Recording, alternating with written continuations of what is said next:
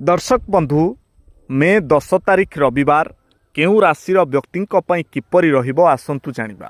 मेष आज आपणक पई एक सकारात्मक दिन। कर्मक्षेत्र में सफलता मिलिबो किंतु क्रोध उपरे नियंत्रण रखिबा जरूरी। वृष आर्थिक दृष्टिकोण दिनटी भल। परिवार सहित समय अतिबाहित करिवे। नूतन निवेश पई समय अनुकूल।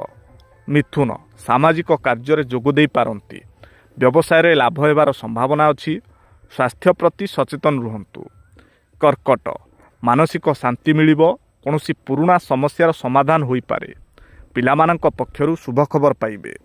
सिंह कर्मक्षेत्र में अधिक परिश्रम करने को पड़ पारे। सहकर्मींक सहयोग मिलिबो। जानवाहन चलाइबा समय सतर्क रुहंतु। कन्या भाग्यर सहयोग मिलिबो। दूर स्थान को यात्रा करिवार जोग रही। आध्यात्मिक कार्य रुचि बढ़िबो।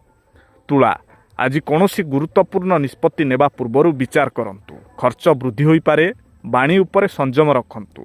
बिछा दाम्पत्य जीवन सुखमय हेबो। व्यवसाय रे नूतन चुक्ति होई पारे। बंधुमानंक सह साक्षात हेबो।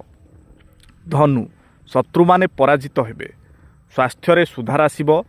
कोर्ट कचेरी मामला रे सफलता मिली पारे। मकर विद्यार्थी मानंक पई दिनटी शुभ। प्रेम संपर्क रे निबिड़ता आसिबो। नूतन योजना प्रस्तुत करिबारे दिनटी भल। कुंभ परिवार रे कौनसी कथा को नहीं मनमालिन्य होई पारे। मन टिके अशांत रही पारे। धैर्यर सह काम करंतु। मीन आत्मविश्वास बढ़िबो। भाई भौणी को सहयोग पाइबे। क्षुद्र यात्रारू लाभ मिल पारे।